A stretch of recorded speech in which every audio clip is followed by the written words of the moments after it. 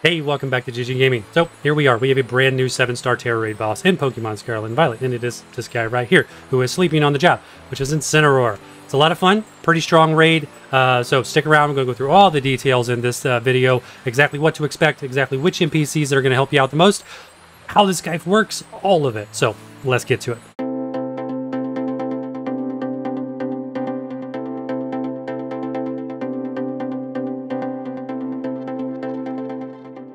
Okay, so as always, let's go through the details. We'll do this fairly quickly so we can actually get over to the showcases and show you how to solo this guy. Here he is, 7-star Tera Raid, Incineroar. He is a dark Tera type, so that means we're going to focus on basically 3 types, really only 1, but 3 types that are weak to dark, which are going to be, fighting, bug, and fairy type, right? I think that's pretty accurate. It is. So the issue with those 3 types is the bug is weak to his fire moves, and he also has a steel type move, which I'll show you in a second, and that is super effective against the fairy type. So we're pretty much only going to focus on fighting for this Incineroar. So all 3 of the builds I'll be showing you are fighting Tera type. Okay, here you go. That's the only thing to know there. Let's jump over, talk about the actual move set and how he is built from a stat perspective, because it's important ultimately to know how to beat this guy. You got to know what you're up against. So Flare Blitz. Flare Blitz is a beast of a move. 120 damage. Can also leave you with burn, which can and will be frustrating, but it's okay. We got the heal cheers to take care of that. Flare Blitz hits like a truck. If he gets built up with this move right here, Bulk Up, which is hands down the key. That is the critical move that you have to control to win this raid. Okay, I'm going to show you 2 different ways to control this Bulk Up. All right, so that you can use a few different Pokemon. I'm going to get to those in a second. But otherwise, that is the one that gets really bad. Because once he has maxed out attack, plus maxed out defense, making it harder for you to knock him out, it's just not even fun. He really does get very, very out of hand very, very quickly. Darkest Lariat, that's his signature move as a starter Pokemon. Really, really good, has 85 power. Does use that a lot along with that Flare Blitz. We're going to see those 2 moves pretty much exclusively. The 3rd move in the pool is Iron Head. If you're using a fairy type Pokemon, he will probably be hitting you with the Iron Head because, hey, it's a weakness. But otherwise, I really don't see that too much. It's pretty much exclusively Flare Blitz and that Darkest Lariat. Okay, so that's what you have to expect from a move set. Let's talk about the stats real quick. He is pretty even when it comes from a defense perspective. As we see over here, we've got special defense at 216 and defense at 216. We're dead even on both of those. So it doesn't matter which way you go when you're battling this Incineroar. Okay, you can do special or physical. Keep in mind, physical, you're going to have to manage that bulk up, because that bulk up will increase his defense, making your physical hits hit for less. So if you have a good build that is a special attack build, that's going to be my recommendation. Oddly enough, all 3 of my showcases are going to be physical. So that'll make more sense when we get over to it. But otherwise, because we got a set. We know what we're doing. Speed's at 140. It is a boosted stat. Really, I mean, everything I'm using, if you build the 3 that I've got, or any one of them, you're going to be fine. They all have more than 140 base speed. So that's not even an issue. You're going to go first. His ability is Intimidate. That's an interesting one. This Intimidate here... There we go. Can actually get it to work. The Intimidate ability, of course, when you enter the fight, he immediately drops your attack power by 1 stat point. Not too big a deal. We'll deal with that in all of our builds. Make that pretty easy to deal with. But otherwise, let us move on over to the last part, which is the most important part. That is getting the 7-star Tera Raid boss with the Mightiest Mark, which is the whole point of this. So.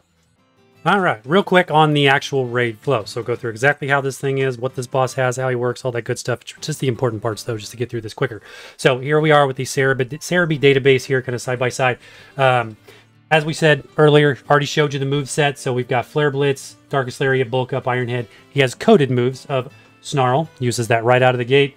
Earthquake and Taunt. He also uses Taunt right out of the gate. We already know that. You'll see that in the showcases. So check one of those out, or all of those out, whichever one you want to see most. Earthquake will happen lower on the HP line. That actually happens right down here, this very last one, so 50% HP. He's going to use Earthquake. All of our builds doesn't affect it as all. Take almost no damage by that point because you are fully buffed. So don't worry about that. The other big important things to focus on in this fight are kind of right up front. Right up front, turn 0, he's going to use Taunt along with the Snarl. Okay, said that backwards, Snarl, Taunt.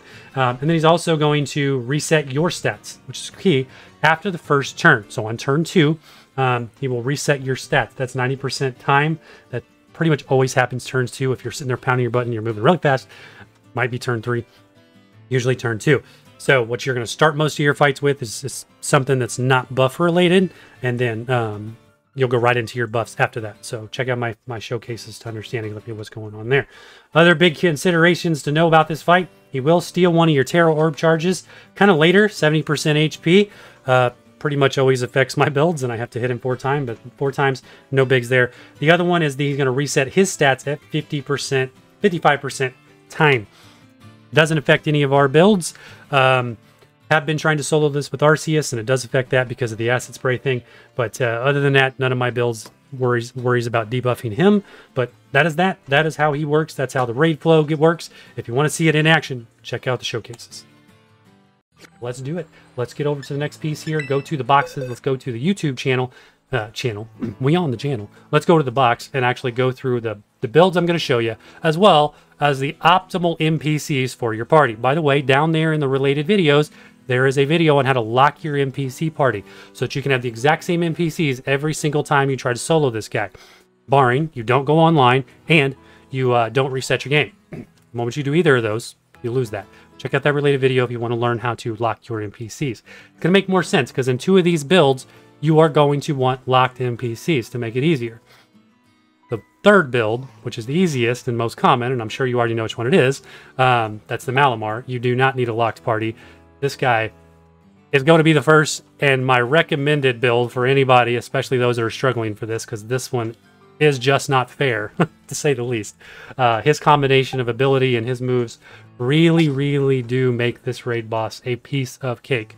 But for those of you that want something a little different, we are also going to do Koraidon with a very standard fighting build. Works extremely well because of the NPCs that I'm going to talk about here in a second. Third build is Incineroar. Also really good. Okay, this one took me a little bit to polish and get right and make it work, but I did find this one out, find a way to make this one work based on a few other recommendations I was reading out on the web, but it actually works really well, and we'll show you how that one plays out as well in the showcase videos, so make sure you check those out. But finally, let's talk about the NPCs, okay? Because this is important for your party. These 2 NPCs right here, which are Gardevoir and Arbolivia, they're your healers. I recommend one of those if you can get it, but honestly, Gardevoir's almost non-existent because of the fact that these NPCs get knocked out a lot and very fast, especially when Incineroar starts to get buffed, which means she really doesn't get the opportunity to use Life Dew that much.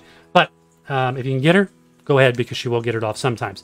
Otherwise, your key healer is going to be Arbolivia because it puts down grassy terrain. You know what I'm talking about. Continuous healing. All right. Other than that, the key party for these 2 builds, so for Koraidon and Samurott, you are going to want the Intimidate NPCs, all right? So that is 1 or 2. We have actually locked our party with 2 Intimidate NPCs. I do recommend 2. 1 makes it really hard. You get 2. It makes this thing a piece of cake. That's Arcanine, Tauros, and the Staraptor. We actually have the Tauros and the Staraptor locked in our party. Both work phenomenally well. Staraptor is even one of my more favorite ones because he also has the ability to use Feather Dance, which further drops this Incineroar's attack 2 stages. So literally on turn 1, if this Staraptor uses Feather Dance, Incineroar goes down 4 attack points on turn 1. It's awesome. It happens rarely, but it does happen.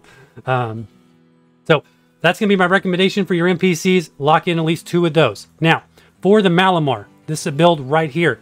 You do not want any of those. Zero Intimidate NPCs. All right? And if you don't know why, it's because of his ability Contrary. When we give skill swap the ability Contrary over to Incineroar in that build setup, the Intimidate NPC, instead of lowering his attack, boosts his attack every single time it comes in, which makes, and very well likely is the reason you are losing with your Malamar builds. It's because you have Intimidate NPCs, those 3, in your party, and they are working against you. They are buffing this guy, making him even worse. Okay? So, trust me, I learned the hard way. Doesn't work. So do not use those with that one, but do use them with Koraidon and his Hisuian Samurott. that is that. That is the only NPCs to worry about. Those are the MVP NPCs. So let's get into these showcases and show you exactly how this plays out and exactly how to win with all three of these setups, regardless of which one you want to use to ultimately solo this thing.